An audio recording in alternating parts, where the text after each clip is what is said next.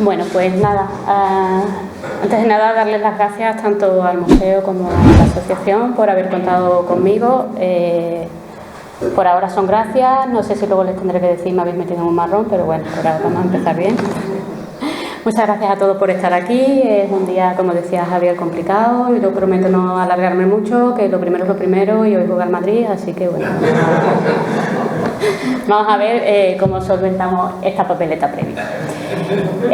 Se trataba en este caso de hacer una aproximación a las nuevas investigaciones que se están llevando a cabo en el mundo de la escultura, en este caso de la escultura romana, que es la especialización en la que yo hice mi doctorado, dirigido por Trinidad Nogales, la directora del Museo Nacional de Arte Romano, y por Pilar León, una de las máximas especialistas en escultura romana y perteneciente a la Universidad de Sevilla, donde entre Sevilla y la Pablo de Olavide hice yo mi doctorado.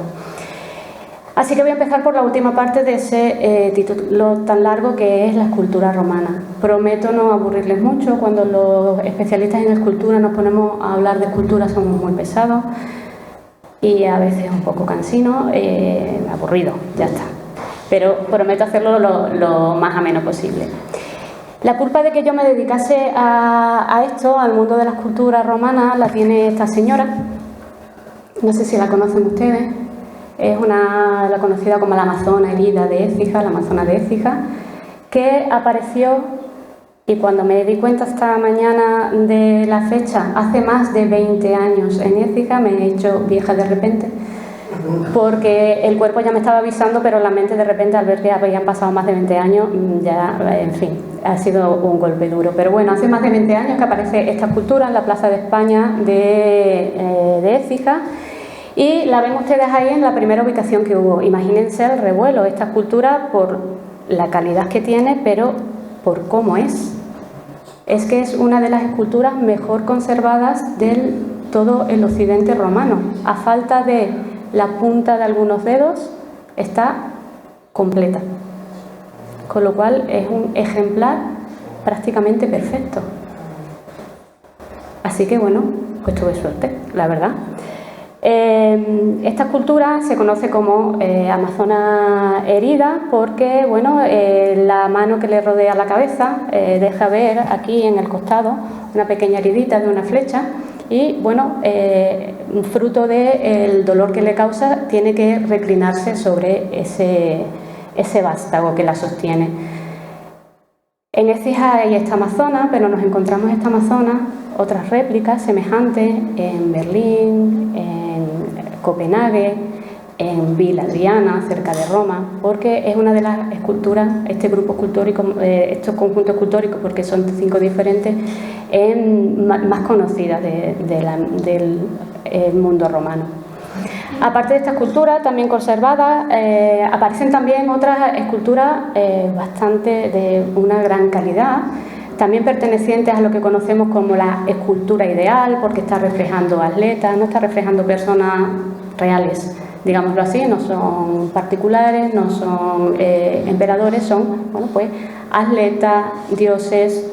Y bueno, pues como ven, la calidad de la labra que tienen es interesantísima. Teníamos esa cabeza de un joven conocida como el atleta Cirene Perinto, un Marte joven que está prácticamente completo y las piernas de un personaje heroizado.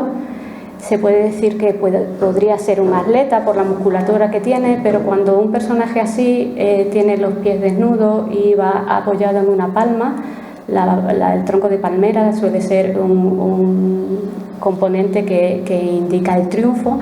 Podría ser a lo mejor también las piernas de un emperador que hubieran conseguido algún triunfo vestido en hábito militar, con lo cual ahí no nos pudimos decantar demasiado.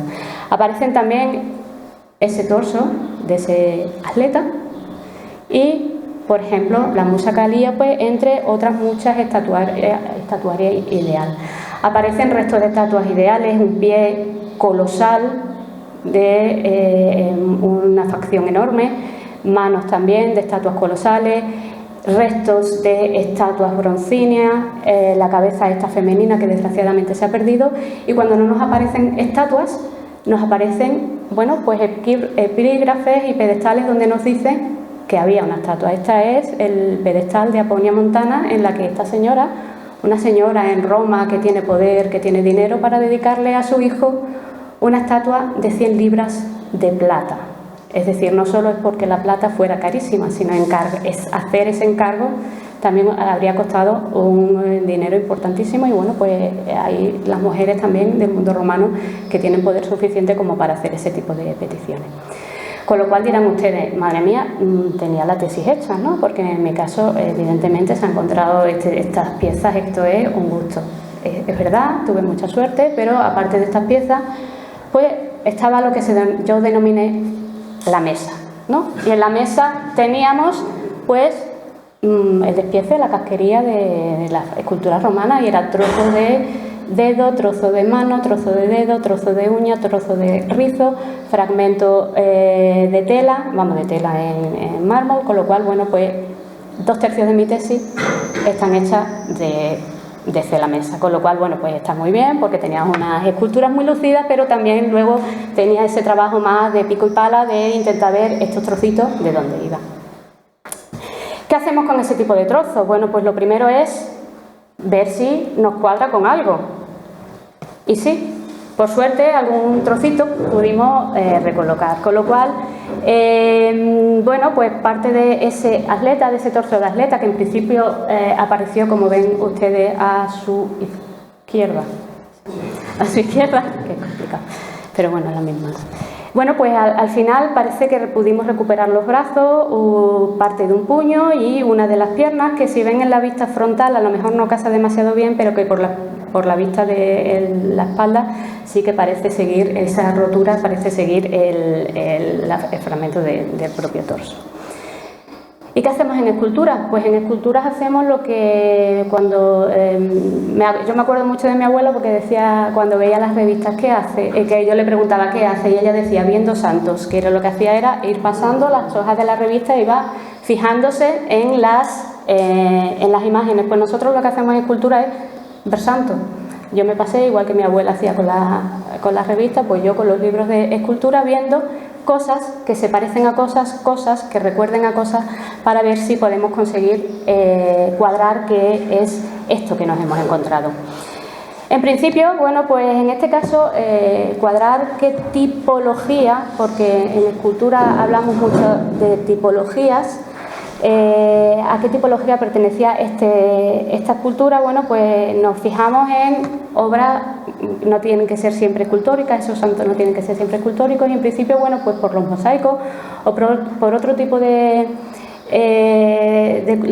restos de la cultura material, pues pudimos ver que estaba dentro del ámbito posiblemente de los atletas, sí, puede ser, quizá un pugilista, como se ve en ese mosaico, o quizá un lanzador de discóbolo en el acto de prepararse para hacer el acto. No es el discóbolo de Mirón ese que tenemos nosotros en mente, sino bueno, pues el paso previo al que está el discóbolo de Mirón, pero no terminaba de cuadrar. No existe un paralelo, es decir, una estatua semejante en todo el imperio a la que nos encontramos en Écija. Lo más parecido que pude encontrar yo fue, bueno, pues esta estatua broncínea, que según decían los catálogos había tenido este aspecto y que se trataba de el Apolo Satatori, es decir, el que lanzaba la saeta, el que tiraba las flechas, ¿no? A mí me convenció, no convenció tanto a la gente a la que se lo propuse, sobre todo porque tenía un pequeñito problema. Al hacer la restauración apareció el torso por un lado y los brazos por otro. Al hacer la restauración parece que habían forzado un poco la posición de los brazos, porque de hecho cuando uno ve imágenes de lo que sería ese Apolo Satatori que aparece en las monedas, bueno, pues parece que tiene la disposición de los brazos un poco más baja. 2024, seguimos sin saber realmente quién era, qué estaba representando. Lo que sí sabemos es que, bueno, pues estaba dentro de ese ámbito de el atletismo, el pugilismo, y bueno, pues eso es lo bonito de la investigación, que seguimos a la espera de que salga algún tipo de pieza, algún paralelo en otra parte del mundo que nos dé la clave para terminar de fijar esta. Las cosas no son siempre tan difíciles, hay veces que de primeras pues ya lo tenemos medianamente cuadrado. Este, si recuerdan ustedes, lo he llamado la cabeza del atleta tipo Cirene Perinto y se llama, Cirene le decimos Cirene Perinto porque básicamente aparecieron dos estatuas muy similares, una en Cirene, la de la izquierda, y otra en Perinto, la de la derecha. Poniendo nombres tampoco somos cracks, vamos a lo fácil, ¿no? Bueno, pues eso. Y como ustedes verán, pues la forma del pelo sobre la frente, la forma de trabajar los rizos, el trabajo de los ojos, de la mandíbula, son muy similares. Una de las cosas que se nos achaca a los escultores no, que yo no lo soy, a los que trabajamos con la escultura romana, es que, bueno, al final termina siendo un remedo de la griega. Y en cierta forma sí, y eso nos facilita bastante la tarea, porque de lo que se trata es de encontrar aquella pieza, aquel original griego al que están copiando los romanos. Y siempre se ha oído hablar de que, bueno, pues en el mundo antiguo no existían los artistas, existían los artesanos, ¿no? Y eran trabajadores, pero no eran creadores. El genio creativo siempre está.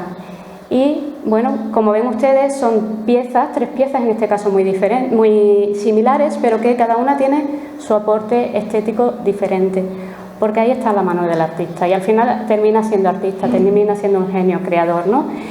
Y más aún, incluso pueden llegar a hacer versiones diferentes, con lo cual, bueno, pues la escultura romana es un remedio de la griega en algunos casos. Le tenemos que reconocer también a la escultura romana que tiene también su punto de novedad. Es novedoso en el tratado del retrato privado, del retrato de los particulares, como este que vemos aquí, que está en la exposición de este museo y que para mí es un retrato bellísimo, tiene una calidad maravillosa, es de una época ya tardía. Cuando los que nos dedicamos a este mundillo, a partir de después de Adriano, ya decimos que todo es de mala época, pero esto es del siglo, a mediados del siglo III. Aparece este tipo de toga, se llama la toga contabulata, que tiene esta forma tan específica. Si ven ustedes, es muy diferente la forma de ponerse esa toga, mucho más ceñida al cuerpo, mucho menos movida que la de los togados que tienen ustedes en el patio, ¿no? Bueno, pues es un tipo de toga que se empieza a poner de moda en el siglo III, a mediados del siglo III, y que, bueno, encontramos este privado aquí, pero que podemos ver efigiados en ese tipo de togas tanto a emperadores como a otros particulares de otros lugares del imperio, ¿vale? Nos está hablando de gustos de época, nos está hablando de forma de trabajar. Si ustedes aprecian ahí, no sé si se ve demasiado bien, pero antes veíamos los ojos del atleta, no sé si ya se han dado cuenta de que eran ojos vacuos, no tenían nada, y aquí ya empieza a trabajarse la pupila. Llega un momento en que, bueno, pues el trabajo del ojo también se hace inciso sobre el propio mármol. Tenemos también otro tipo de estatuas en Écija. Estaban las estatuas buenas, las mesas, lo de la mesa, y luego tenemos, bueno, pues otro tipo de estatuas de una época más primera, en la que ese mármol que ha sido tan maravilloso, el mármol de la estatuaria ecijana, da prueba de que era una ciudad, una colonia, Augusta Firma Astigi, que en el siglo II después de Cristo fue tan importante comercialmente, bueno, ya sabéis que, ya saben ustedes que en la zona de Écija,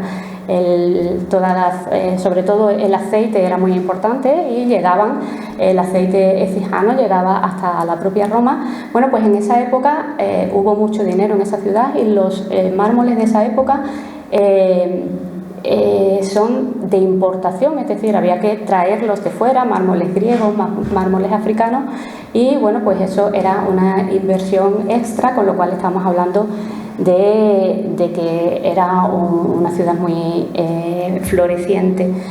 Eso no quita que evidentemente una ciudad que para entonces, para ese siglo II, lleva ya unos años de vida, no hubiera tenido que empezar por algo más modesto, y algo más modesto como el trabajo de la piedra local. ¿Qué es lo que tengo? Esto, y es lo que uso. Y ese es este en el que está esa dama, que se ha considerado una figura funeraria, en la que, bueno, pues con su mano en signo de duelo, pues está como un poco ay, por Dios, en una postura un poco de introspección, ¿no? Perdón por el titubeo, que nos recuerda a otras esculturas. Siempre ya les digo que buscando un poco el paralelismo para saber, bueno, pues a quién podía representar o qué tipo de función hubiera podido jugar esta estatua en el mundo romano. Así que nos encontramos cosas muy similares y, bueno, no es exactamente el mismo tipo, pero algo muy parecido también tenemos en una que pertenece a la colección del museo. Esta pieza también femenina, que apareció en Medellín, que pertenece a otro ámbito, no es el ámbito funerario, pero que sí que está, bueno, copiando estos tipos, esta tipología muy específica de las señoras vestidas de época romana, ¿vale? Me da pie esta figura para hablar de un tema que también es muy interesante dentro de la figura romana. Yo no voy a dar una clase aquí de escultura romana, sino aproximarnos de una manera diferente a lo que es el estudio de la escultura romana. En este caso, me quería parar en esta pieza porque quería llamarles la atención de que, bueno, la estamos viendo así, con la cabeza encajada sobre los hombros, pero en realidad apareció en dos partes. Eso sí, lo saben ustedes, ¿no? Que por un lado apareció por la cabeza, por otro lado apareció el torso, y luego ya en almacenes se dieron cuenta de que, oye, que eso cuadraba y que posiblemente hubieran ido unidas. Igualmente, con un hueco para encajar la cabeza, nos encontramos a la pieza, bueno, que no le hacía pandán, pero sí que aparecieron juntas y siempre se estudian como en conjunto. De hecho, bueno, pues la profesora Trinidad Nogales y yo tenemos un estudio sobre estas esculturas de Medellín. Bueno, pues es esta otra pieza, es una calidad totalmente diferente, está representando a otro tipo de personaje femenino, más joven. Ya ven ustedes que también se le da como un aspecto más voluptuoso, con el tejido más pegado al cuerpo, pero seguimos viendo que es una estatua que está fragmentada. Tiene un hueco para poner una cabeza, pero es que los brazos, si se fijan ustedes, tienen también otros huecos. Y no es una rotura, esta sí es una rotura, aunque se ve el inicio muy similar a este. Eso no es una rotura, eso estaba así buscado.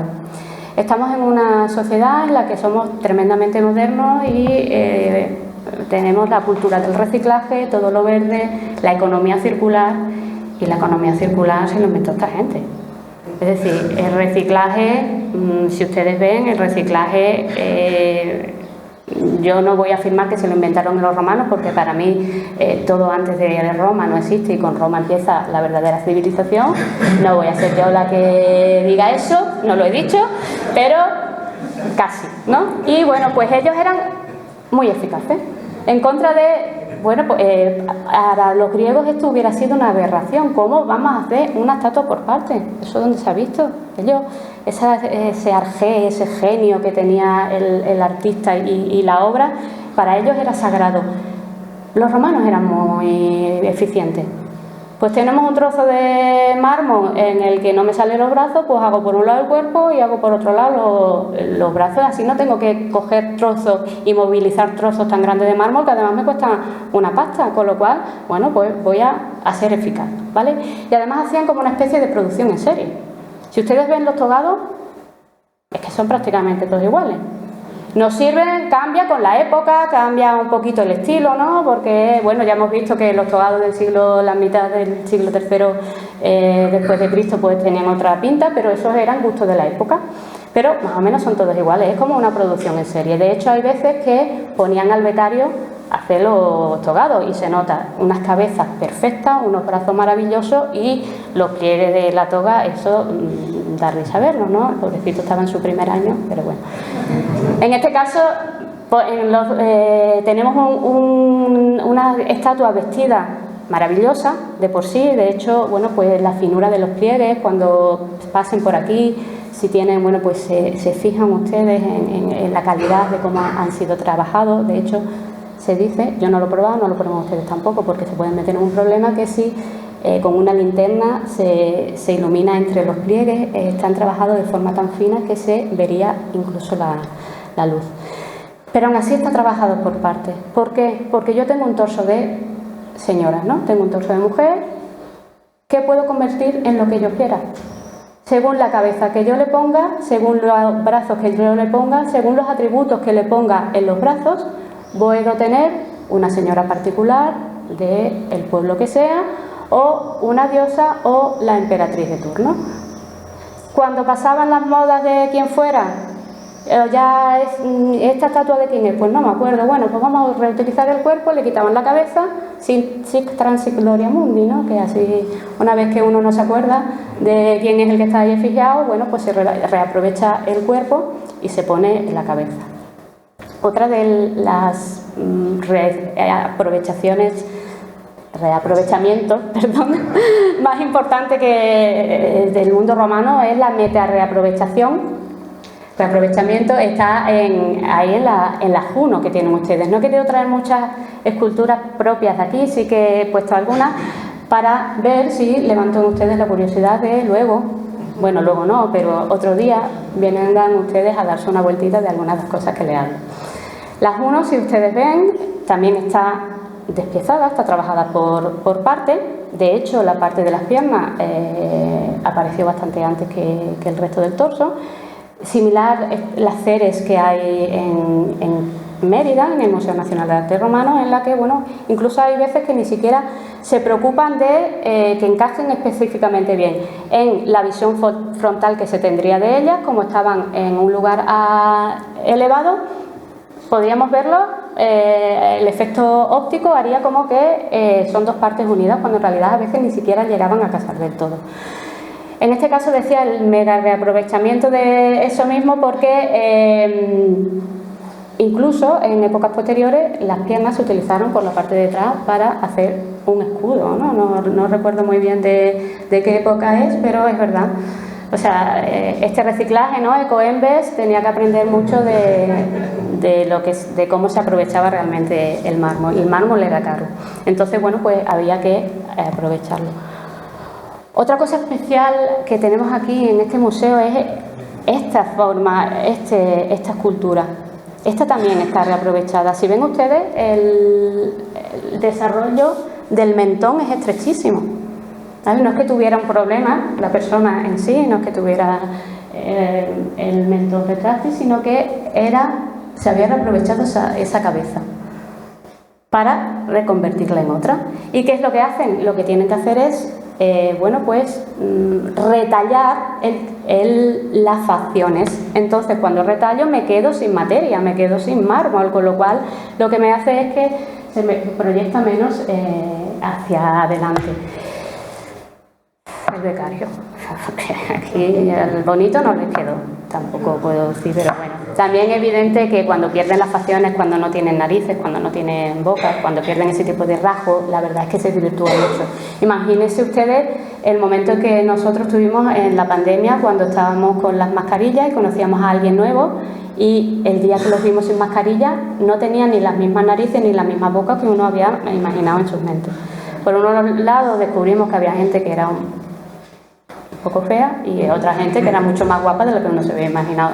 Un poco esto, perdemos la perspectiva de las facciones porque perdemos esas partes importantes como son la nariz. En este caso, de antiguo hubo que ponérsela, la perdió de alguna manera, quizá porque no era muy ducho la persona que estaba retallándolo, o quizá porque, bueno, en algún momento se fragmentó y ese agujero que tiene posiblemente fuera para insertarle una nariz y que tuviera un aspecto realmente, bueno, pues más humano. Pero dirán ustedes, bueno, pues sí, muy bien la escultura, pero las nuevas aproximaciones, ¿cuáles son? Bueno, pues a las nuevas aproximaciones pasamos ahora. Y las nuevas aproximaciones a las que yo me dediqué, porque yo hice esta especialidad, pero luego me fui reespecializando en otro lado, fue por culpa también de la Amazona de Écija. Y es que la Amazona de Écija es así, yo se la he mostrado así, porque los que trabajamos en escultura tenemos la tendencia en trabajar en blanco y negro porque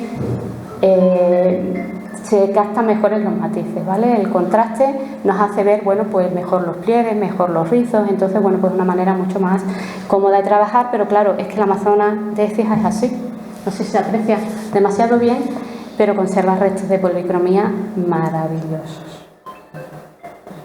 Restos de policromía que son evidentes en ese fuste que la sostiene y que hicieron que terminara especializándome en esta parte de estas nuevas aproximaciones gracias a la tecnología en este caso, en el que intentamos recuperar la policromía de la estatuaria antigua.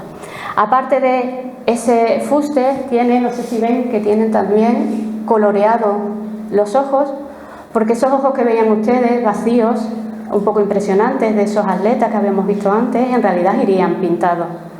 Con lo cual sí tenían un aspecto realmente humano, porque uno cuando ve esos ojos vacíos, la verdad es que impresiona mucho, porque iban pintados de esta manera. Si ven también, en los rebordes del manto también se ha conservado policromía.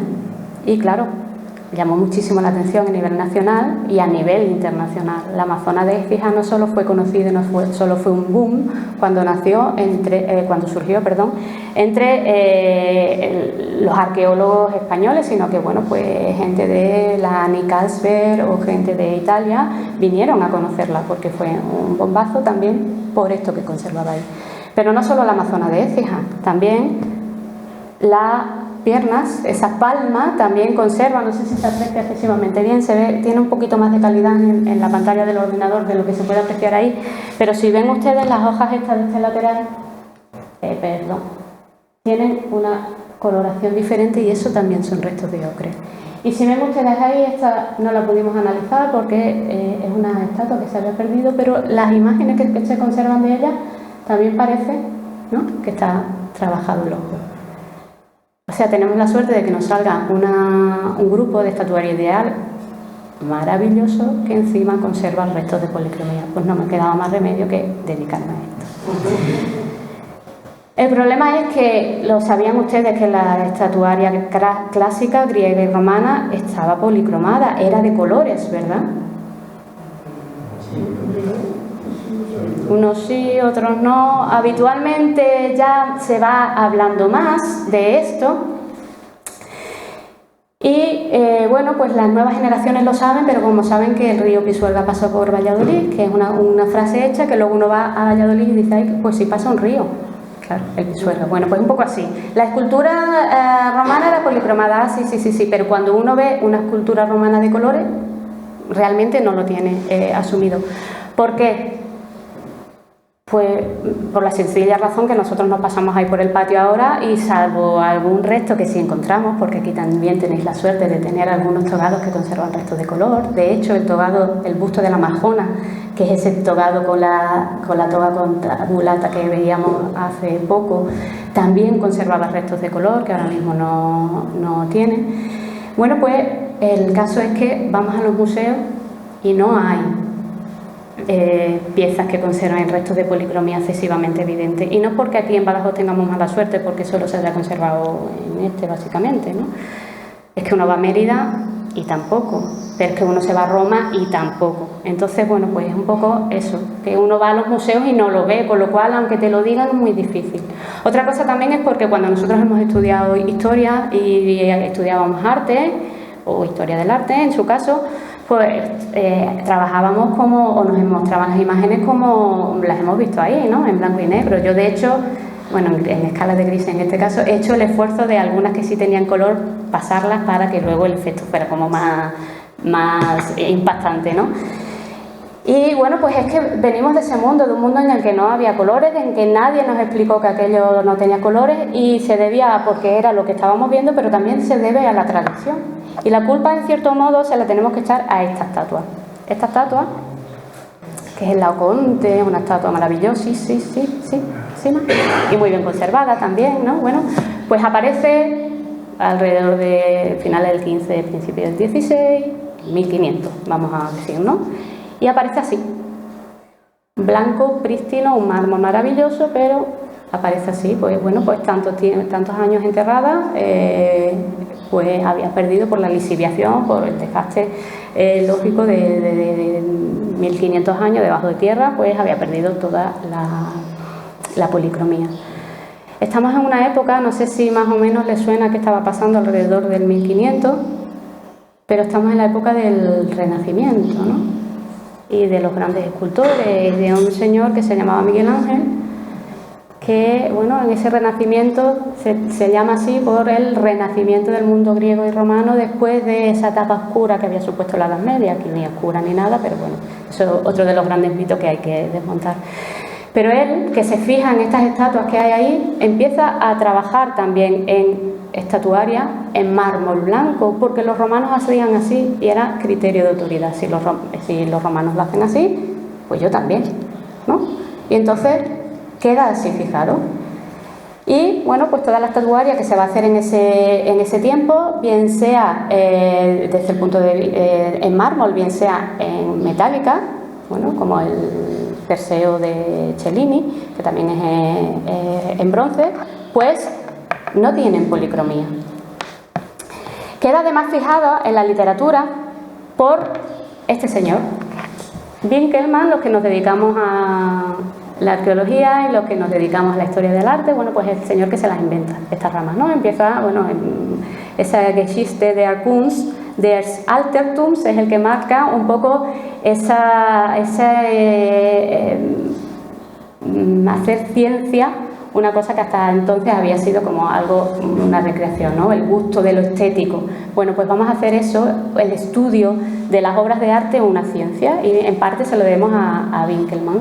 Y Winkelmann es, bueno, pues el generador de la historia del arte como ciencia, como disciplina, y de ahí deriva también la arqueología. Pero él, cuando pone negro sobre blanco los preceptos que tiene la escultura del mundo clásico, dice que es en mármol blanco. En ningún momento habla de que sea policromada. Y eso queda escrito. Y queda escrito por el señor más importante en las ciencias a las que nosotros nos dedicamos. En esa época, que ya estamos en el neoclasicismo, ven ustedes que estamos a principios del siglo XVIII, surge un artista como Canova, que hace este tipo de estatuas, que son maravillosas, que está copiando a ese neoclasicismo de vuelta a lo clásico, a Grecia y a Roma, pero a la Grecia y a Roma en color blanco, la que me dijo Miguel Ángel que existía y la que me está diciendo Winkelmann cómo era, ¿no?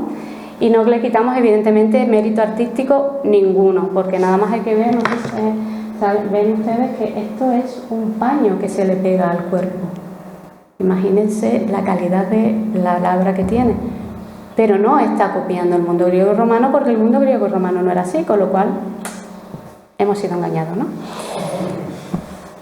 O, por ejemplo, Bernini, ¿no? El rastro de Proserpina. Para mí es, después de las romanas, bueno, incluso antes de las romanas, la escultura más maravillosa que existe sobre la faz de la tierra, porque el mármol lo convierte en carne. Es que esta agarre de ahí, que eso es mármol, que eso es piedra, que eso está durísimo, y lo hace tierno, lo hace creyendo que imitaban al mundo griego romano, y lo hace en blanco y es maravilloso, pero no es griego, no es romano, ¿vale? Porque es que además, a pesar de que nos lo estaban diciendo, a pesar de que se creía y por tradición se había conservado, es que cuando uno se iba a las excavaciones, Furtwängler se va a Egina y de repente le salen estas cosas, y le salen estas cosas con colores. De hecho, tan asumido tenían que la escultura griega y romana no tenían colores, que cuando llegan allí dicen, los del pueblo se han quedado con nosotros, han enterrado las 4 estatuas que tenían allí en sus casas, y nos las han hecho creer que es el templo, que son las del templo de Egina, porque ellos iban con la idea de esa cultura más clásica en mármol blanco, y se encuentran con que le están saliendo piezas de colores. El barba azul, que se llama a aquella figura, tiene la barba azul, esos rojos, esos verdes, estas cores en las que vemos que se conserva la policromía en la escultura, pero también en la arquitectura, ¿vale? Y ya a mediados del siglo XIX se hacen estos intentos de ver cómo serían esos templos y cómo estarían decorados, cómo sería la decoración arquitectónica, y bueno, pues se hacen diferentes hipótesis, por ejemplo, sobre la policromía del Partenón, que nosotros vemos el Partenón y nunca uno piensa que aquello fuera de colores. Y bueno, pues se hacen diferentes pruebas, siempre, si se fijan ustedes, predominando rojos y azules, que son los que más perviven. Cuando recuperamos y son visibles rojos y azules menos. Si ustedes se acuerdan de Piecitos, ¿no?, de la escultura que ha salido en el Turuñelo, lo que conserva es azul egipcio, porque es de los que más perviven. No quiere decir que no hubiera otro, no sabemos si era la base, la imprimación que le daban para que luego los otros colores brillaran más, pero esos colores se pierden porque, bueno, pues por sus características minerales o lo que sea, son más corrompibles y permanecen los rojos y azules, y eso fue lo que terminaron viendo. Y damos diversas versiones del Partenón o frontones del templo de Egina de Furtwängler, que él también imaginó en tonos azules y rojos, pero muy policromados, ¿no? Y es que incluso en el arte, cuando se estaba pintando, esto es Fidias enseñando el Partenón, se pinta polícromo. Almatadema, Lorenzo Almatadema es un pintor, bueno, pues historicista, en el que intenta reflejar cómo serían los edificios de la época, y está pintando el Partenón y lo está pintando de colores, con lo cual ellos tenían asumido que era de colores. Pero no solo en el mundo griego, como hemos dicho, es que el mundo romano también era así. Cuando sale el Augusto de Prima Porta, conserva restos de colores y conserva restos de policromía muy, muy importantes. De tal forma que esas representaciones que se hicieron daban una imagen que posiblemente pudiera haber sido así. A veces no se pintaban los rostros, pero el resto de cosas sí se pintaban. Y no es porque se lo estuvieran inventando, es que cuando en los frescos de Pompeya, en este caso, por ejemplo, se representaban estatuas, se estaban representando estatuas policromadas, es decir, no lo estamos sacando de las mangas, es que los romanos tenían la percepción de que sus estatuas eran de colores, ¿vale? Y es que nos están saliendo ese tipo de cosas. Pero seguimos con la idea de que no es así, ¿no? Seguimos con la idea, tanto es así que cuando representamos cosas como en los cómics, ¿no? Asterix, Obelix, que todos los que nos dedicamos al mundo romano alguna vez ha sido lectura de cabecera cuando éramos más pequeñitos, y puede que en algunos nos levantara la vocación esto. Bueno, pues si ven ustedes las figuras del fondo son estatuas, y son estatuas en blanco. No se preocupan, todo lo demás es de colores, pero las estatuas en blanco. Y la película de Gladiator, una película que costó muchísimos millones, que está muy bien documentada y que se preocuparían de pagarle muy bien a historiadores y al resto de especialistas para ver, bueno, pues darle un poco ese ambiente historicista. Al final no le pagaron lo suficiente, por lo que se ve, porque nos ponen las estatuas y nos las ponen en mármol blanco. Ahí han concedido, bueno, un poquito, ¿no?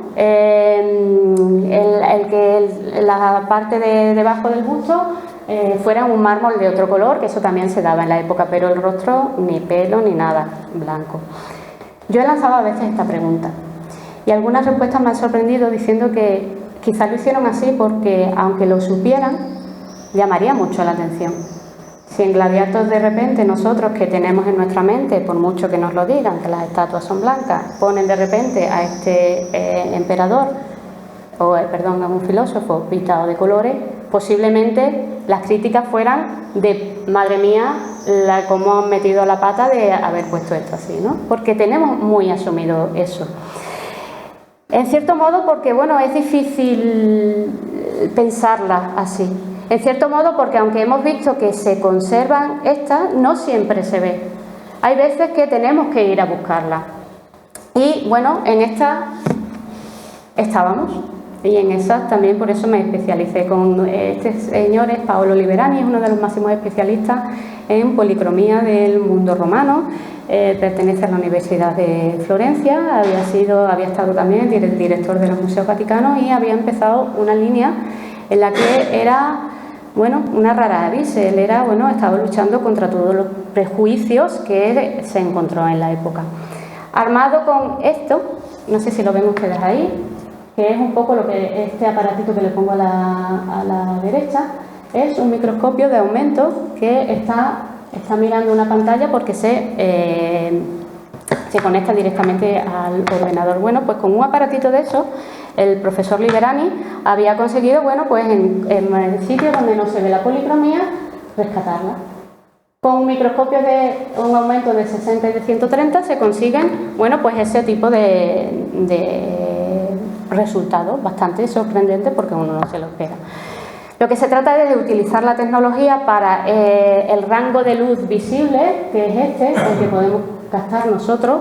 Bueno, pues a veces necesitamos ayuda como la del microscopio, a veces necesitamos ayuda extra para que todo esto que cae aquí podamos verlo. Y para eso, bueno, pues se utilizan cámaras multi e hiperespectrales o, bueno, cuando no tenemos eso, porque eso requiere una impresión muy importante, bueno, pues hacerlo de una manera un poco más casera, utilizando filtros y luces diferentes, ultravioletas, infrarrojos o luces de diferentes colores. Una inversión más importante, bueno, pues ya nos da que, por ejemplo, en la INN y Carlsberg, que también tienen una sección dedicada a la recuperación de la policromía, pues se pueden permitir tener aparatos más desarrollados porque tienen una inversión enorme y, bueno, pues hacen cajas negras donde se pueden tomar datos en un ambiente en el que no incide la luz externa. Y, bueno, pues esa es la prima hermana de la escultura de Écija. Si ven ustedes, es muy similar, le falta el vástago porque se ha perdido, pero es exactamente igual. Así que con esa tecnología, bueno, pues podemos recuperar cosas como esta, la luminiscencia ultravioleta inducida, en la que nos resaltan esos azules egipcios en zonas en las que, bueno, parece que vemos en las pupilas que algo habría, pero no sabemos qué. Bueno, pues podemos saber que es zonas azules, y también otros lugares en los que sabemos que había policromía, aunque todavía no podamos decir cuáles. Igualmente, bueno, pues son significativas. Esa es una de las estatuas femeninas que hemos visto antes, que si utilizamos estas técnicas, ven ustedes los azules y los rojos como empiezan a resaltar. E incluso, bueno, pues son tan significativas que en casos como el que vemos de ese escudo, que ahí no se ve absolutamente nada, en realidad podemos ver la escena que había pintada, ¿no? Por lo menos las siluetas sabemos cuáles son, aunque no sepamos decir qué es lo que habría pintado. Así que con la recuperación de la policromía, ese arapaki que vemos ahí, podemos conseguir que sea tan bonito como esta imagen que estamos viendo. Estamos recuperando información muy importante. Lo que pasa es que yo no sé si estamos muy preparados para ello, ¿vale? Ustedes están viendo ahora a ese Augusto así y ahora lo quieren desver, porque, ay, madre, cuesta, ¿no? Uno se plantea... Entonces, si cuesta mucho dinero, si tampoco estamos muy acostumbrados y la verdad es que nos harían daño a los ojos, ¿merece la pena entonces trabajar sobre la recuperación de la policromía? Algunos sí, ¿no? Sí, ¿merece la pena o no? Sí, claro, sí. Es que los colores son información, ¿no? Es que nosotros tenemos, es un lenguaje que sabemos interpretar. Yo ponía esto, no voy a incidir mucho, ¿vale? Bueno, si nosotros vemos esto, pues algunos sonreiremos hoy y diremos, nos va a durar media hora la sonrisa, pero bueno, mientras no sean las 9 de la noche podemos todavía sonreír, ¿no? Ahí algunos nos ofuscaremos, pues bueno, venga, qué pena, qué mala suerte, y hoy estamos a tope con este color, ¿no? Si yo pongo eso, son colores, en una disposición cualquiera, ¿no? Pero su cerebro lo ha traducido en una información. Todos sabemos lo que nos están queriendo decir, ¿no? E incluso si yo pongo esta gama de colores, pues todos sabemos a lo mejor a lo que nos estamos refiriendo, ¿no? A qué ámbito de nuestra vida nos estamos refiriendo. Son colores de, ¿no? La política. La política. Más izquierda, más derecha, ¿no? Vale. He tenido que añadir algunos, he tenido que quitar otros, porque aparecía el naranja, que ha desaparecido, y ha aparecido el fucsia, que está ahí. También es que tiene unos colores, entonces, bueno, un poco en esa gama traducimos. Y de hecho, es tan básico y tan inmediato que los partidos políticos se encargan de que tengamos bien fijado quién es el color de cada cual, ¿no? Y cuando nos van a dar los mensajes, nos lo van a dar en color rojo, en color azul, en color verde, en color rosa, en color fucsia y todo lo demás, que es que como hay tantísimos ya no me ha dado tiempo no me ha dado espacio a ponerlo, pero porque es muy básico, porque entra por el ojo y va directamente a... Los colores significan cosas, los colores nos transmiten un mensaje y para la escultura nos están hablando de gustos, de modas, ¿vale? Hablábamos de la escultura de la N.I. Carlsberg, que es súper parecida a la de Écija, y cuando se hicieron las pruebas de color está pintada en tonos verdosos. Cuando se hicieron las pruebas con las esculturas de Écija dieron colores rojos y amarillos, como casualmente rojos y amarillos, no quiere decir que fuera súper patriota, sino que posiblemente estuviera pintado de tonos anaranjados. ¿Por qué a los de Écija les gustaban más los anaranjados? ¿Por qué la de la N.I. Carlsberg, que en realidad procedía de Roma, prefirieron eso? ¿Quién eran esa gente? ¿No? Y es lo que decimos, nos está hablando de gustos, nos está hablando de modas, nos está hablando de una estética que está explicando a esas personas que vivían en esa época. Además, para la investigación es muy importante. Esta es la famosa denominada core del peplo. Gracias a las investigaciones que se hicieron acerca de la policromía de la core, pues se dieron cuenta que ni core ni peplo. No le han cambiado el nombre, se sigue llamando core del peplo, pero por los dibujos que descubrieron que tenía en la falda no podía ser un peplo, es otro tipo de vestimenta diferente, y tampoco es una core, que es una dama, una señora del mundo griego, sino una diosa.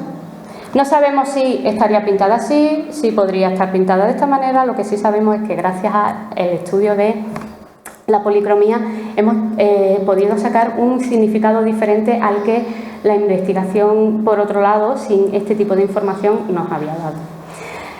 Esta imagen, bueno, pues ya ven, es una representación, una copia, posiblemente en yeso, de ese original. Bueno, pues me da paso a, rápidamente, porque creo que me enrolla bastante, ¿no?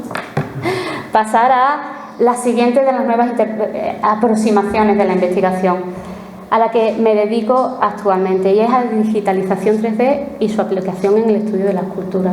Para hacer ese tipo de réplicas antes se tenían que hacer unos moldes sobre la propia escultura. Sobre la propia escultura es una técnica invasiva. En muchas ocasiones ha sido peligroso, a veces se ha perdido color porque se aplicaban esas cosas, y a veces el tratamiento químico que exigía eso, bueno, pues ha puesto en riesgo ciertas obras. Yo cuando veo esa pieza de ahí, la de Medellín, y veo esos tonos verdosos en el manto, no sé si han utilizado algo que no debían o algo, porque eso a mí me da mucho miedo cuando aparecen esos colores, porque eso quiere decir que algo químico hay impropio, que no es propio de la propia escultura. La digitalización 3D lo que ha venido es a salvar eso. Vamos a hacer réplicas sin tocarla. Es una técnica no invasiva, que además nos produce un modelo digital que yo, sin necesidad de estar otra vez delante de la pieza, la puedo tener en mi ordenador y trabajar desde casa. En este caso, bueno, pues sirva tanto para documentar y conservar, como para investigar, como para la parte de difusión y didáctica, que es en la que, bueno, en la segunda y en la tercera, a lo que más me estoy dedicando ahora mismo. Para la documentación y la conservación hacemos un catálogo, igual que antes teníamos los catálogos fotográficos, en una especialidad como la escultura, que es la conquista del espacio, no 2001 la conquista del espacio, la conquista del espacio, el 3D, ¿no? Las 3 dimensiones que tiene el espacio. Trabajar con fotografía era un atraso. Si ustedes han visto las primeras que yo he puesto, he tenido que poner las 4 caras de la Amazona de Écija para que realmente se viera como era, porque si no es imposible captarla. Cuando trabajamos con el 3D tenemos la pieza tal y como es, ¿vale? Con lo cual, bueno, pues tenemos un repositorio de piezas muy importante para la investigación y también para la conservación, porque en este caso traigo este ejemplo porque las piezas de Medellín están aquí porque es donde tienen que estar. Hay veces, tampoco voy a abrir ese melón, de por qué las piezas que salen en los pueblos vienen al Museo Arqueológico. Vienen al Museo Arqueológico porque es el sitio donde tienen la seguridad y las condiciones de conservación óptimas, que no se puede proporcionar en todos los centros de interpretación que hay a lo largo y ancho de nuestra comunidad autónoma. Con lo cual, bueno, pues también es cierto que en los pueblos les gusta ver esas cosas que tenían y que se conservan aquí. Con lo cual, bueno, pues en este caso digitalizamos estas 2 piezas para que las piezas estuvieran aquí, que es donde tienen que estar, pero que Medellín no se quedara sin ellas. Hicimos el modelado de las piezas, tomamos los datos a través de los escáneres, que son estos instrumentos que han visto ustedes, El de arriba es un escáner de mano que se maneja para las piezas más pequeñas y el otro es de larga distancia. Y a través del trabajo con ese tipo de instrumental, bueno, pues hicimos esos modelos digitales que ven ustedes ahí. Y a través de los modelos digitales, lo que se llegó, a través de ese flujo de trabajo, se llegó a la réplica final. A partir del modelo se esculpió en un yeso, una resina, una réplica a la que se le sacó un molde. Y a la que ese molde fue relleno de resina hasta que se obtuvo esa réplica final. ¿Se podía haber esculpido directamente con una impresora 3D? Bueno, pues cuando uno tiene una impresora 3D de esas dimensiones tan grandes, pues sí, pero habitualmente las que tenemos tienen una base de unos 30 centímetros, 30 por 30, las que son más grandecitas, con lo cual, bueno, pues requiere una inversión tremendamente grande. Fue una de las soluciones que se encontró para este tipo de cosas. Ya a nivel industrial, esto se hizo hace unos años, ya a nivel industrial sí que también han evolucionado mucho más las impresoras 3D, pero bueno, en este caso este proceso dio origen a esa estatua final que realmente está allí, que es milimétricamente a la micra una réplica exacta de las que están aquí. Le falta quizá un poquito la pátina porque está excesivamente blanca, pero bueno, en este caso los metelinenses pueden tener la imagen más perfecta que pudieran tener de esas dos esculturas sin tener las esculturas allí. Con lo cual, bueno, pues también sirve para eso, la documentamos y la conservamos donde tienen que estar sin quitarle a los pueblos esa visión, ese contexto del lugar donde aparecieron. Para la investigación, pues ya les he dicho, tenemos los modelos metidos en los ordenadores y tenemos los modelos a una resolución tal que yo esa falda de Eneas, que esta es una de las piezas del museo de la que ahora hablaremos, pues puedo incluso medir en un lambrequín lo que mide, pero no solo el lambrequín lo que mide unos 105 milímetros, es que podría incluso medir la distancia que hay entre los dos ojos de la gorgona que lo decora. Y eso es una piecita que tiene un tamaño así. ¿De qué otra manera podría yo hacerlo? Si no es gracias a estos dispositivos, es decir, damos un salto cualitativo enorme en el mundo de la investigación. A lo mejor no hace falta saber qué distancia tienen entre los dos ojos, pero les digo hasta el grado de detalle al que podríamos llegar. Una de las cosas de las que más importantes han sido, bueno, pues en el trabajo que estamos realizando a cabo es, bueno, pues resolver ese puzzle arqueológico de ese grupo de Eneas que tenemos en Mérida. ¿Lo conocen ustedes? ¿Han estado en el Museo Nacional de Arte Romano? Sí.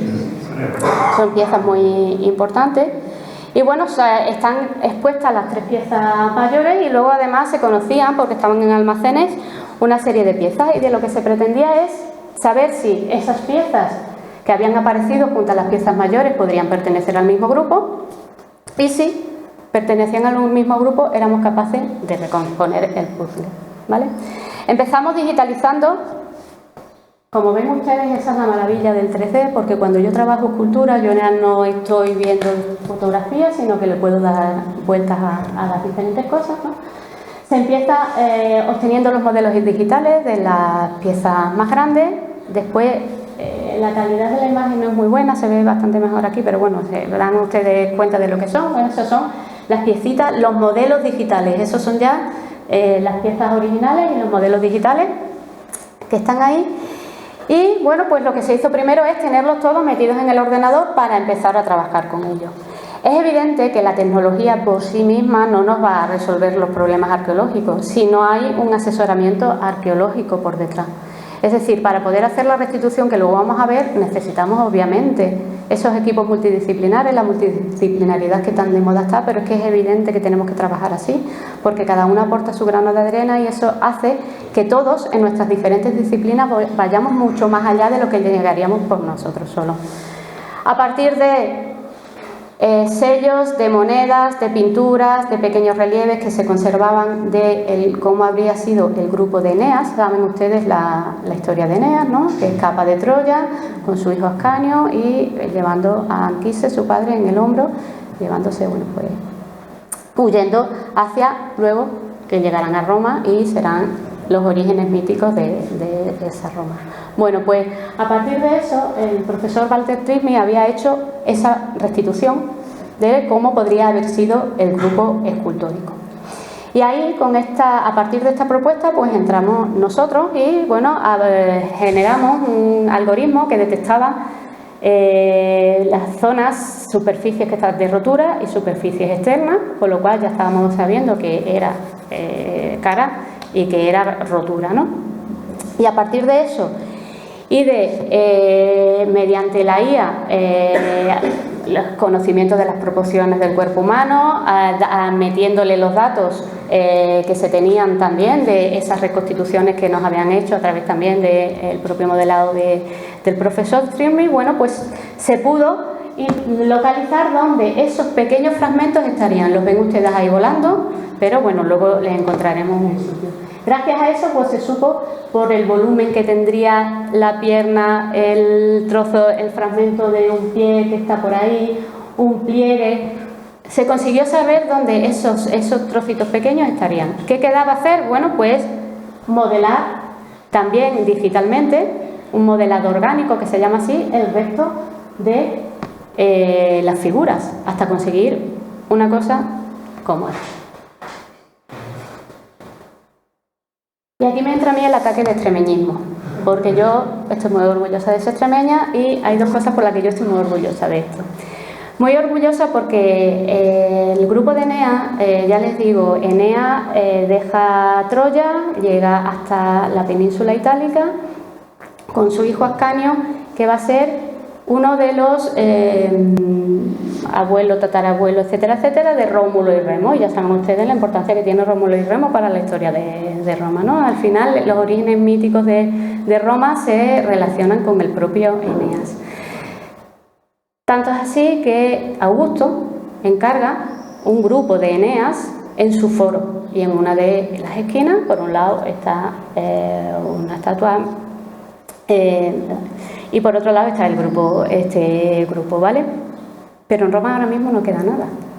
En Roma hacen una exposición sobre el foro de Augusto y tienen que llamar a Mérida y decirle, mándame las piezas. No queda nada así en ninguna parte del imperio, con lo cual somos referentes en este caso. Y por otro lado, porque lo que están ustedes viendo, que podrá ser, evidentemente, el nivel del rizo podrá ser así o no, el nivel del relieve de la coraza podrá ser así o no, o las piernas podrán estar más o menos separadas, pero esta es la imagen más cercana que tenemos de una escultura que desapareció hace prácticamente 2000 años. Y eso es gracias al empeño de un proyecto conjunto entre la Universidad de Castilla-La Mancha, pero la Universidad de Extremadura también. Así que hay que sentirse también muy orgullosos con ello. Porque estamos viendo una pieza que sería así, posiblemente. Con lo cual estamos contemplando, 2000 años después, algo que se había perdido y se había había quedado para el olvido. Esta es la reconstrucción también que está en el propio museo, en la exposición permanente, la que no la han conseguido imprimir a escala real, porque la escala de esto, bueno, pues medía alrededor de 5 metros y medio, con lo cual, bueno, pues es enorme, pero bueno, ya tenemos ahí esa figura en la que, bueno, pues ya les digo, es para sentirse muy orgulloso. A partir de esto, bueno, pues entramos en la siguiente, la difusión y la didáctica, ¿vale?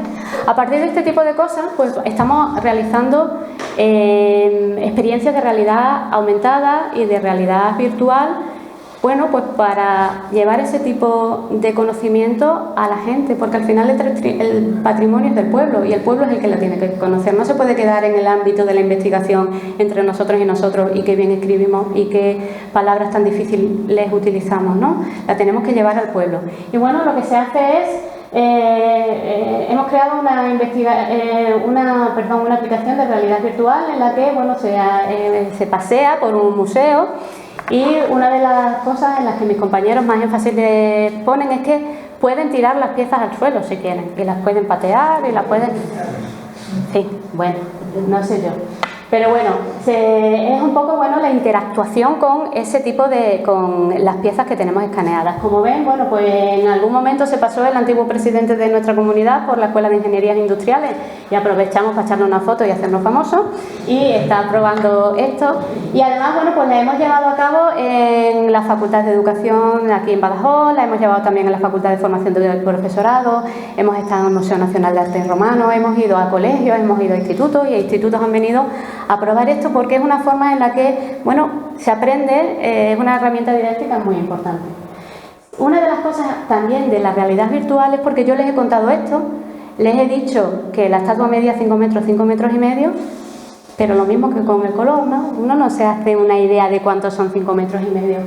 Cuando tenemos un tipo de experiencia así, que es una experiencia inmersiva, si han visto ustedes a mis compañeros, cuando está viendo la estatua de Eneas tiene que hacer así, porque uno realmente se da cuenta de lo impresionante que era ese grupo escultórico cuando lo está viendo de esta manera, porque somos así a su lado, ¿vale?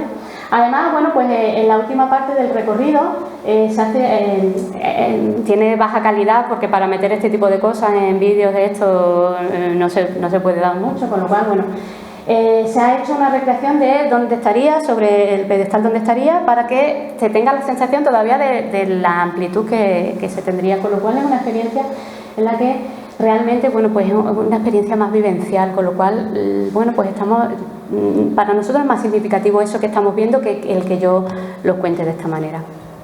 Además, bueno, pues se ha hecho otro tipo de aplicación, en este caso de realidad aumentada, está ahora mismo en proceso de prueba, en la que cuando uno se acerca con el móvil o con la tablet, bueno, pues sobre los trocitos de esculturas que quedan ahí puede ver cómo serían la visión final de cómo estaban. Eso es lo que ven ustedes en el museo, y ahí es cuando uno está poniendo cómo se veían en realidad. Tenemos una percepción más real de lo que estamos viendo. Si además de tan blanco aparecieran ya policromados, sería estupendo. Ese es el siguiente paso, no tengan ustedes la esperanza. La próxima vez que venga, dentro de algunos años, Javier, lo traeré ya, ¿vale? Bueno, pues se trata un poco de seguir investigando en esto, porque las posibilidades son infinitas, y hasta el infinito y más allá, porque hay muchas cosas todavía por hacer, ¿vale? Dentro de la propia escultura, incluso la realidad virtual nos permite modelar. Si ven ustedes, es un TFG que se está llevando a cabo, en la que está haciendo la reconstitución de una escultura que estaba muy fragmentada, bueno, pues utilizando los mandos de la realidad virtual. ¿Qué nos va a permitir esto? Que dos personas que estén en lugares muy diferentes puedan estar trabajando sobre la misma pieza y viéndola en sus dimensiones reales y con sus características reales a través de este tipo de dispositivos. También hemos hecho otras cosas, no solo evidentemente nos dedicamos a la escultura aquí porque era monotemático, ¿no? Pero hacemos otro tipo de cosas. En este caso, por ejemplo, bueno, pues una experiencia, esta también es de realidad virtual, se puede hacer a través de las gafas, pero también se puede hacer a través de las tablets, en las que se visita un yacimiento que actualmente no se puede visitar, y no se puede visitar porque salió debajo, en donde iba a estar el trazado de una carretera, y ahora mismo está debajo de la carretera. Con lo cual lo excavaron, lo documentaron, y como estaba a las afueras de mi pueblo, cogimos los cacharros, nos fuimos para allá, y ahora mismo la única forma de visitar ese yacimiento, que se conoce como las Armatillas, son unos hornos romanos de este porte, con unas cosas, unos arcos maravillosos, que ahora mismo ya se ha perdido, salvo por ese modelo tridimensional que tenemos nosotros, que es la única forma en la que ahora mismo podemos conservar la memoria de lo que fue, ¿vale? De lo que fue cuando se encontró. Y bueno, pues lo que estamos haciendo es intentar también eso, llevarlo a la fuente. Este es el instituto de mi pueblo, en el que algunos de los niños ya no se acordaban de que eso había salido, y bueno, pues fue una sorpresa oye, es verdad que esto está por aquí, y a través de la tablet te puedes desplazar, puedes entrar en los hornos, te dan una información extra, y es una forma diferente también de acercarlos al patrimonio y de hacérselo más comprensible. Es un poco lo que está haciendo aquí mi compañero, que localiza, ¿no? Y a partir de que el móvil lo detecta, bueno, pues ahora le va a salir, si lo ven en la pantallita, le va a salir los hornos, y bueno, pues puede hacer una visitita, en la tablet ya se puede hacer muchísimo más grande y el recorrido mucho más profundo, y puede uno estar dentro del horno y mover la tablet así y ver los arcos que tienen encima. Es decir, es una experiencia bastante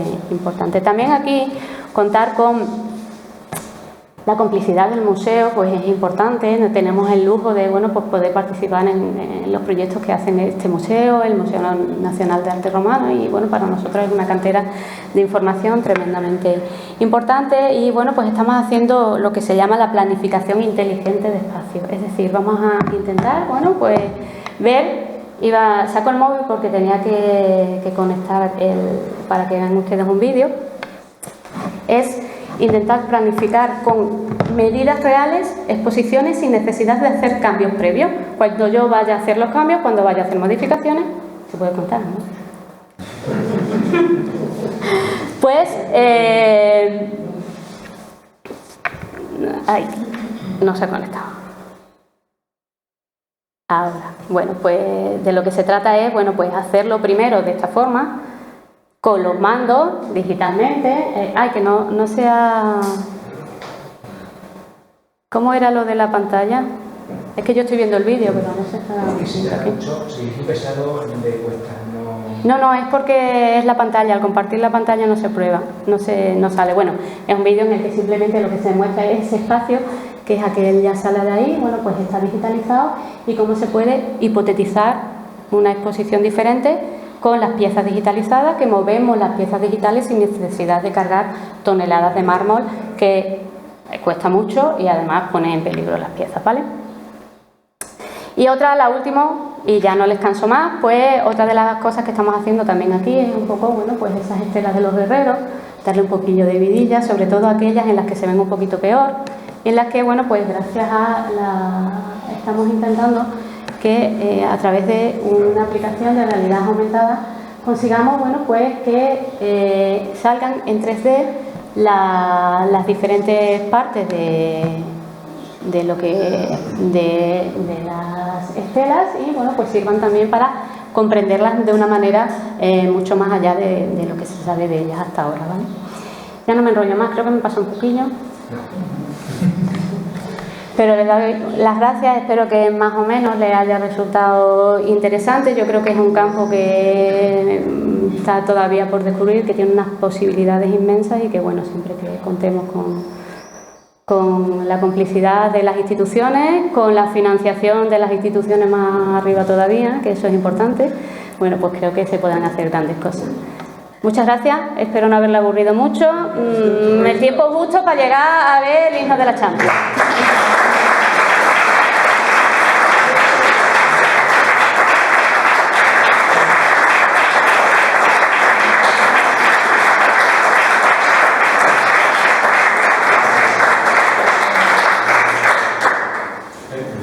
En esa aplicación, que es únicamente vídeo o es también audio.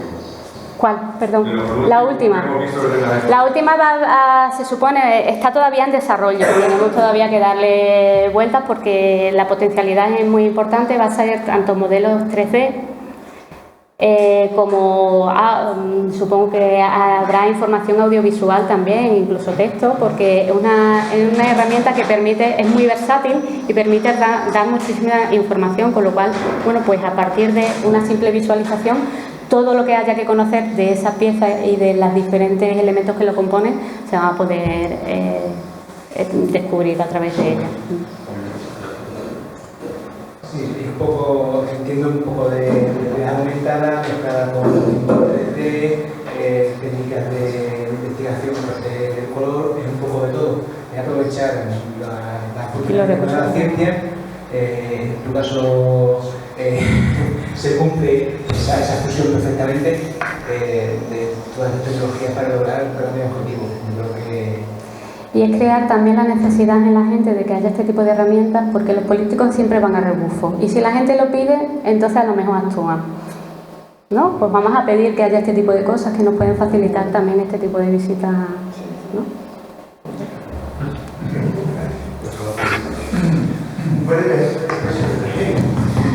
No, bebé. Con el tema de la realidad aumentada, aquí ahora hay una posición sobre en Madero que puede entrar en una villa romana y prácticamente casi tocarlo a él. Es espectacular. Claro. Y también han hecho un esfuerzo colosal de construir, me parece que es, Sí.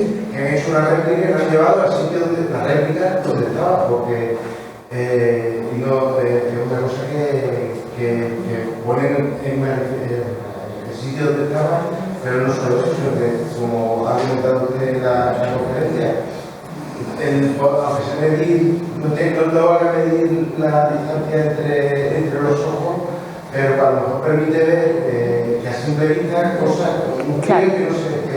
Que no se ven, sí. De hecho, el propio, como les decía, Walter Trilmi es uno de los mayores conocedores de las piezas del grupo TNA, pero al ver el modelo 3D se sorprendió de algunas cosas que en la vida real no se había fijado, sobre todo porque a veces cuando vamos a los museos están pegados contra la pared y la parte de atrás no las vemos, ¿no?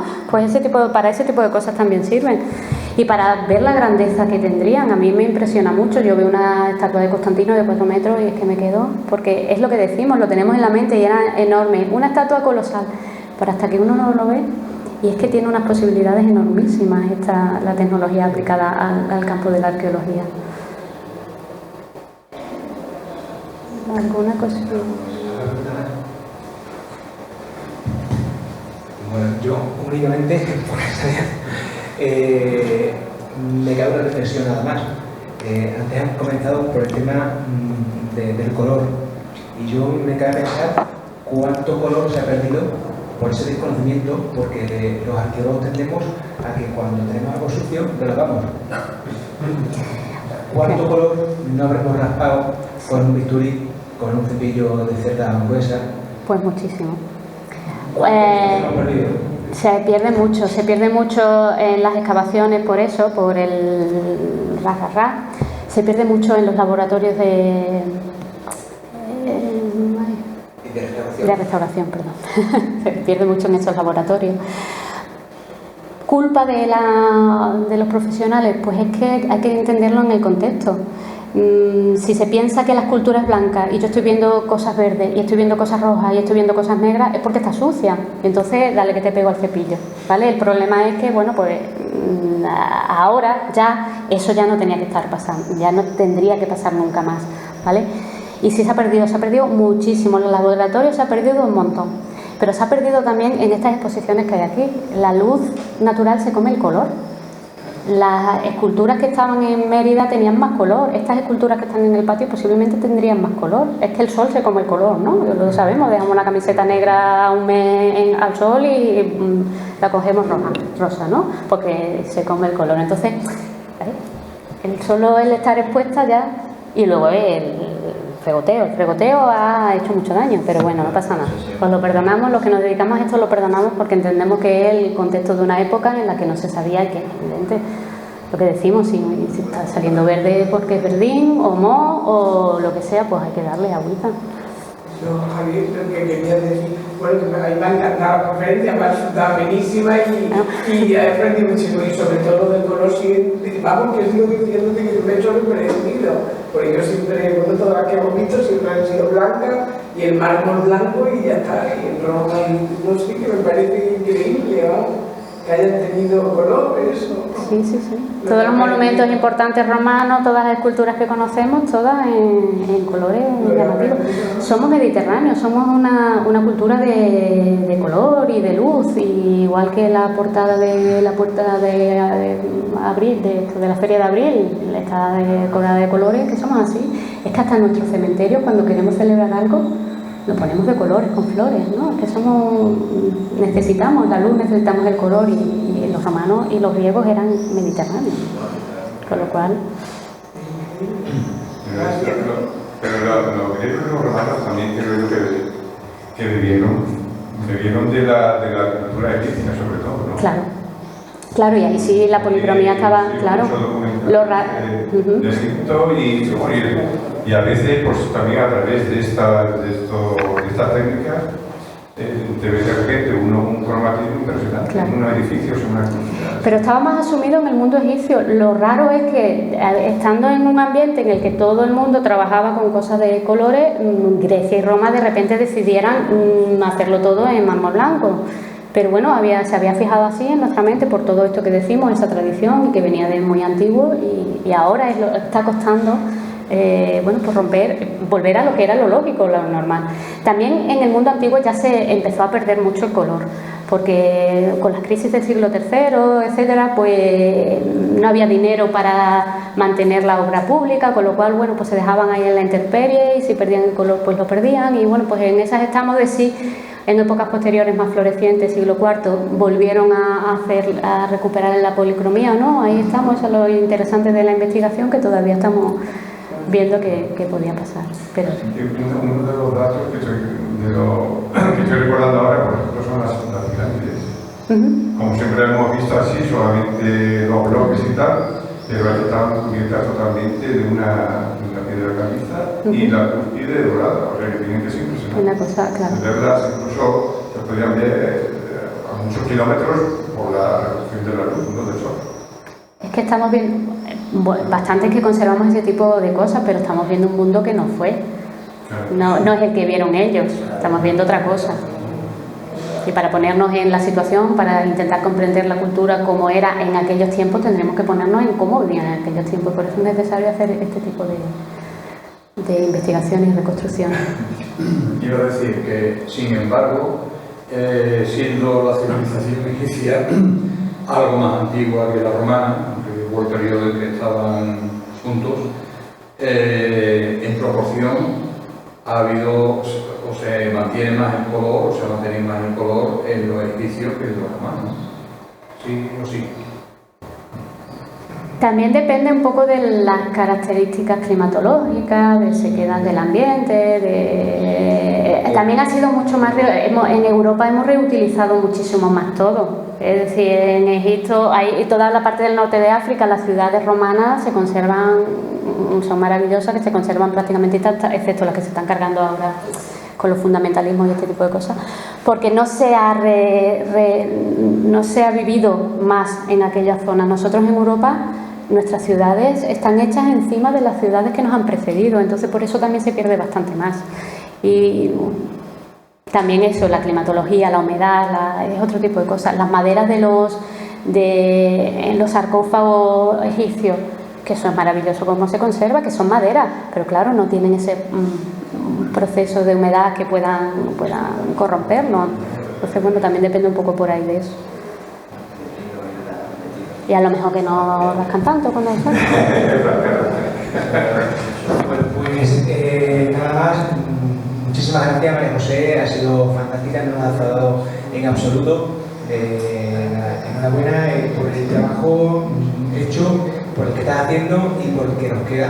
Tenemos por ahí algún que otro proyecto, ya creo que nos hemos un poco los tintes, o sea, yo lo he ido dejando caer. En los labios, estamos trabajando en ello y estoy seguro que llegaremos a grandes logros. Muchísimas gracias a todos ustedes por acompañarnos una tarde más. Estoy seguro que, como yo, han disfrutado de esta charla, y ya solo me queda invitarles a la siguiente, el próximo miércoles, en este caso será a cargo del doctor Aquilino Delgado, director del Museo Minero de Río Tinto, que también vendrá a provocarnos, como no puede ser de otra forma, hablar de tecnología en época romana, y también creo que va a utilizar nuevas tecnologías a la hora de mostrar sus investigaciones. Así que nada más, invitarles a ese miércoles, y espero que en no muy poco tiempo podamos tener otra cosa en medio, y bueno, hablaremos en los próximos minutos y horas. Eso sí. Ya mismo. Muchísimas gracias y